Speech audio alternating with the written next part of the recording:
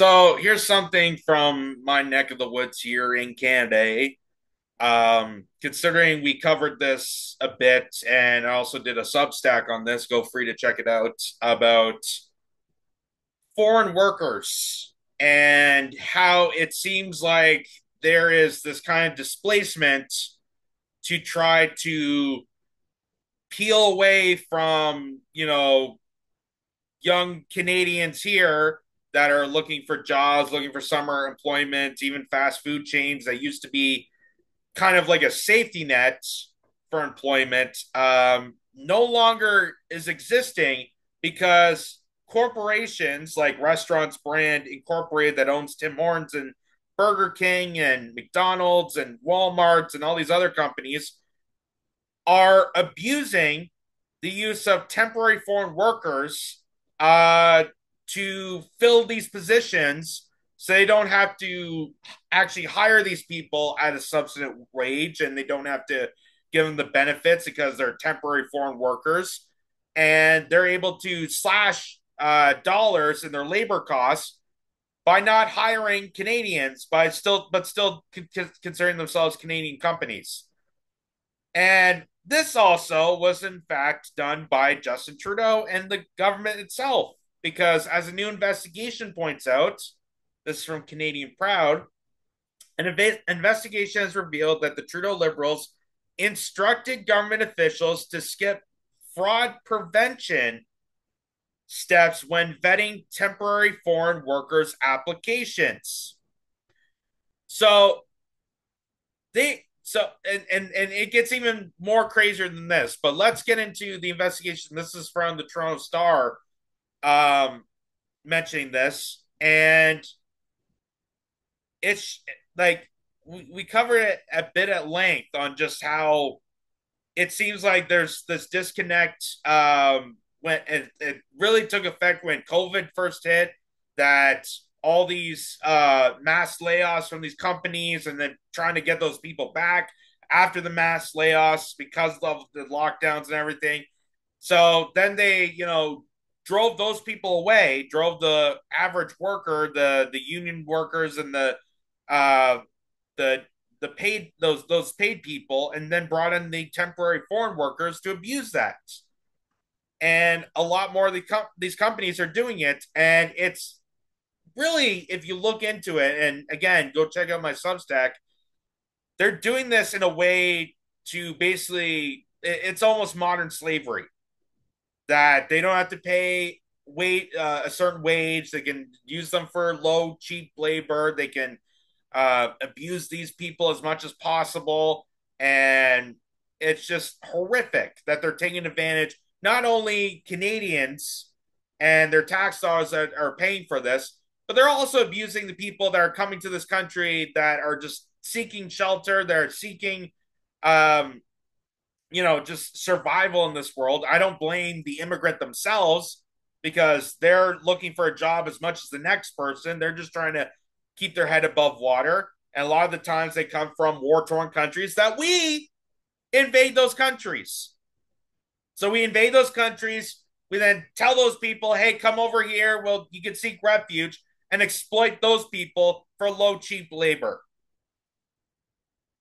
So the article goes on to say, as the Trudeau government promises to crack down on a temporary foreign worker program, it admits it has been abused. A Star investigation has revealed the government is fast tracking applications by directing processing officers to skip crucial steps designed to prevent fraud.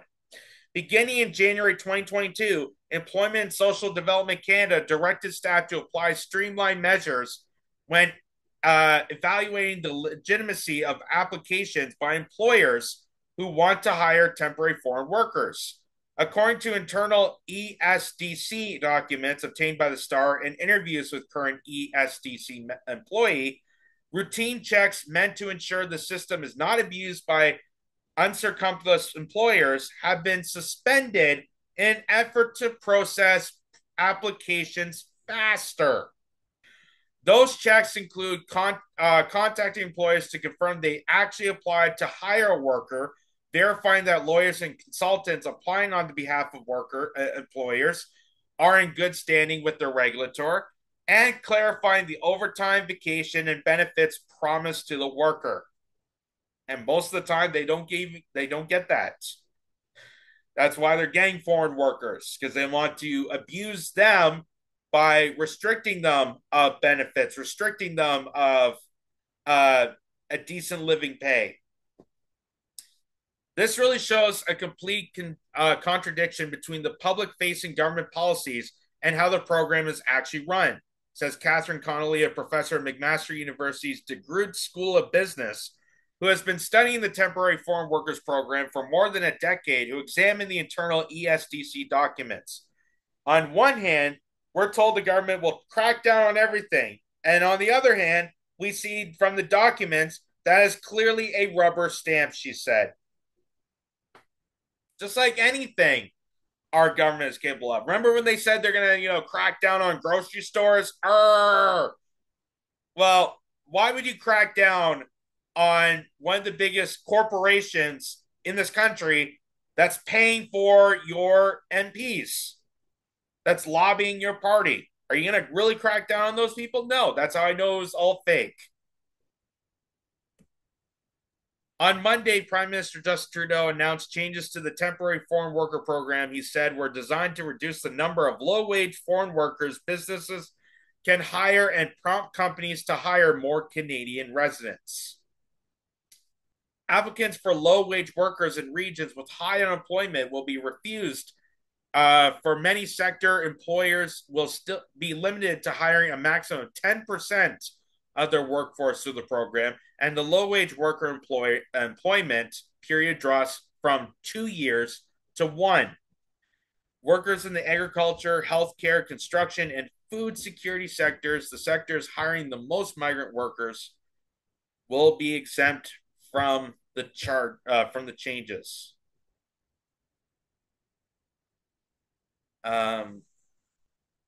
Oh shit.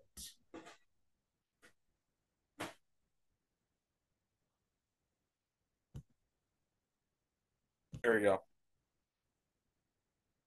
In an email to the Star, ESDC said the government understands that the process for applying labor market impacts assessments the applicants Canadian employers submit to hire a foreign worker needs to be improved. The government is taking concrete steps to restrict access to the TFW program to only employers that can demonstrate a genuine labor market need. But again, you look at large corporate, Tim Hortons, for example, McDonald's, Walmart, um, they took an advantage of this. They took an advantage to the fact that, hey, we can just, all those times that we've outsourced jobs to other countries, well, if they're already coming in, we're exploiting them to push them to migrate into our territories. We'll just get them to work our fields. And that's one of the reasons why we have such a high immigration rate and why they don't have concerns on that, why they just allow migrants to appear out of nowhere, is so that they can abuse the system further on. But oddly enough, 2014, Justin Trudeau wrote an op ed in the Toronto Star that argued about the temporary foreign workers. So Riley Donovan points out in 2014, Justin Trudeau wrote an op ed in the Toronto Star arguing that allowing too many temporary foreign workers drives down wages and displaces Canadian workers. And then all of a sudden he became prime minister and got some nice contracts, and that all changed. But here's some of this article here. This is back in 2014, where he says, as a result, the number of short-term foreign workers in Canada has more than doubled from 141,000 in 2005 to 338,000 in 2012. There are nearly as many temporary foreign workers admitted to the country in 2012 as there were permanent residents. 213,000 of former compared to 257,000. At this rate, by 2015, temporary worker entries will outnumber permanent resident entries. This has all happened under the Conservatives' watch, despite repeated warnings from the Liberal Party and from Canadians across the country about this, yada, yada, yada, driving down wages. So it goes to show you, and this is what I've been saying all along, no matter who's in control, no matter what party's in representing, they're not going to do jack squat about this. Why? Because the people that are abusing this program are the same corporations that donate high amount value to these political parties. They're the big lobby groups. They're the big lobby initiatives that are pushing these political parties. A lot of these MPs came from places like Walmart and Loblaws. They used to be representatives there. So, yeah, they're not going to go after the temporary foreign worker program if it's benefiting their lobbyists, their donors. And just like conservatives did back in the day and liberals are doing it right now, doesn't matter who's in office, it's still going to continue on. It's still going to continue on because there's mass exploitation and huge amount of dollars being made of that exploitation to discriminate Canadian residents to hire in these randos from other countries and deprive them from living wages, deprive them from working standards, deprive them from overtime and benefits, and deprive them from being treated like an actual employee, which is what they're doing now is modern day slavery. We're at that point. They'll like it's either this or they just go to prison and they become private prison labor, which is also a form of slavery. So here's him. Here's Justin Trudeau back as just a member of the Liberal Party back in 2015 or 2014, I should say, um, when he did this op-ed saying that we should be concerned about foreign workers taking over industries and displacing Canadian workers, Canadian residents in working class situations. Listen to this. The temporary foreign workers program to become a force that drives down wages across the country and takes advantage of vulnerable people from abroad. The temporary. Exactly the point. Exactly why they're abusing it. So why did you recognize that then, but not now? Why? Because he's in a comfy position. Because Justin Trudeau is the prime minister. Because Justin Trudeau is the friend of the corporate. He's the friend of the corporate capture that's taken over the parliament system here in Canada. And he's not going to do jack squat. He's not going to do anything to help actual Canadians. He's going to help the corporations that are abusing this temporary foreign worker policy to round up as much displaced people as possible, to abuse them as a workforce, deprive them from being actual employees, the same way how companies went overseas and built up sweatshops to deprive those people. Now they're going to do it because they're coming here, which is why we have mass immigration, why they're pleading for more mass immigration, and why people are calling this out, saying it's ridiculous that we're letting in more people than we can serve, than we can actually help these people. That there's already a homeless epidemic, there's already mass crises on top of crises, and you're going to allow more people into the country through this. This is just diabolical.